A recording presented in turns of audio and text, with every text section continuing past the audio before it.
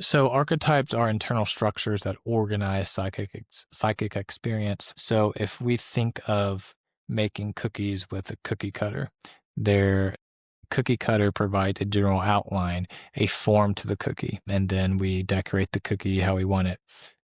But archetypes are essentially these structures that provide a general outline or potential or form of what we can experience as a human being, what we can experience psychologically, what we can or how we will perceive. They're typical patterns of perception in all humans.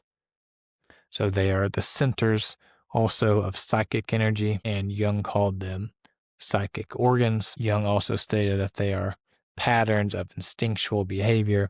So if we think of the fact that biologically we have drives and instincts and impulses, the archetypes are kind of like the psychological perception of those things, if that makes sense. So the psychological experience of the instincts. Jung also says that they are definite forms in the psyche which seem to be present always and everywhere, and that they are represented in primordial images and symbols.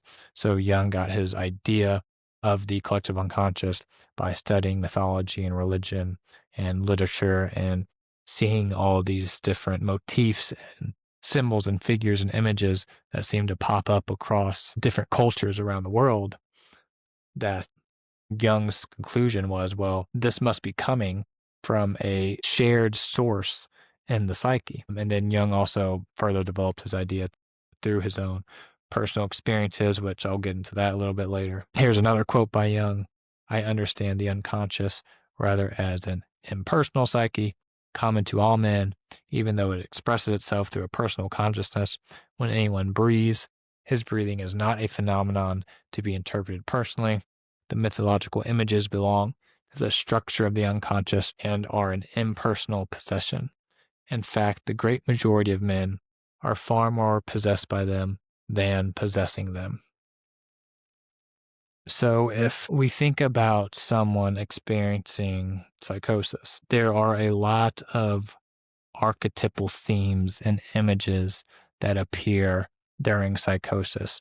So devils and demons and angels and gods and goddesses and persecutors and protectors and saviors, on and on and on. There is an archetypal core to the images that are the experiences that are coming up to people in psychosis, because they are coming from the collective unconscious, this deep layer of the psyche. So it's very helpful to understand when someone is in psychosis that this is the material that they are engaged with, even though it is colored by their own personal experience. Their images that are coming from the structure of the psyche. They're not just random. They have meaning and they have relevance to the person. So here's a quote by Jung. Just as his instincts compel man to a specifically human mode of existence, so the archetypes force his ways of perception and apprehension into specifically human patterns. The instincts and the archetypes together form the collective unconscious. So the collective unconscious is essentially a repository or a source of our human nature. So just as we have instincts and patterns of behavior that make us human, we also have ways of perceiving and apprehending our experiences in a psychological manner that are unique to being human. And this is the role of the archetypes, to filter, to make sense of our experiences in a way that is unique to our human psyche. So here's another quote by Jung. The archetype does not proceed from physical facts, but describes how a psyche experiences the physical fact. And this is really key to understanding the archetypes and what the archetypes are. They are a description of how we experience a life fact or situation.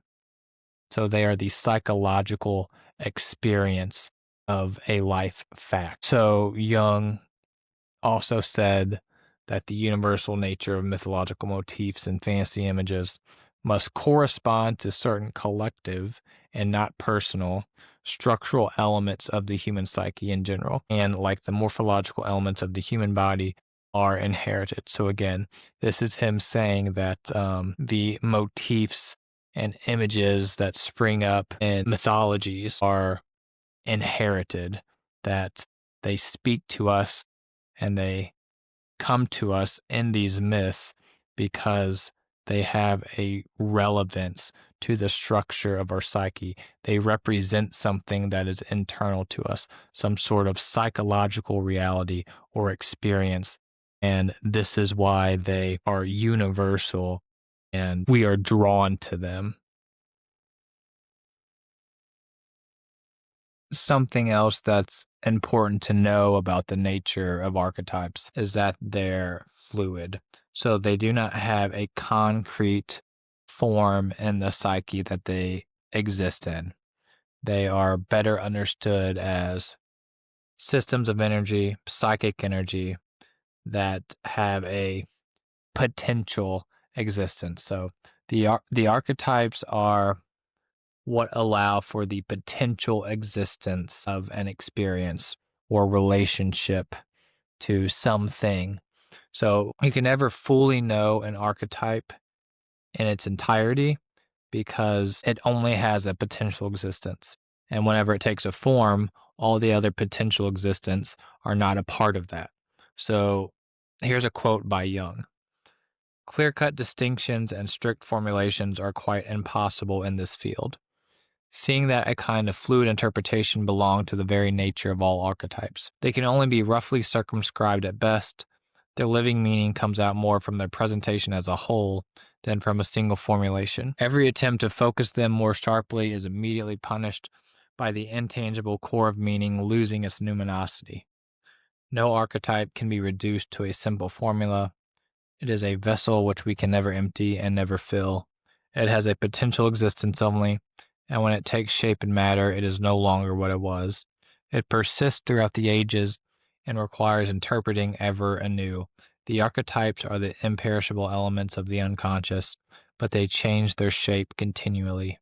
They do form units of meaning that can be apprehended intuitively. So one thing that Jung says here is that their living meaning comes out more from their presentation as a whole than from a single formulation. So you know an archetype by the fact that no matter how many forms or images or symbols that it is expressed in, there is a central core to it that has a meaning that you intuitively know as that thing.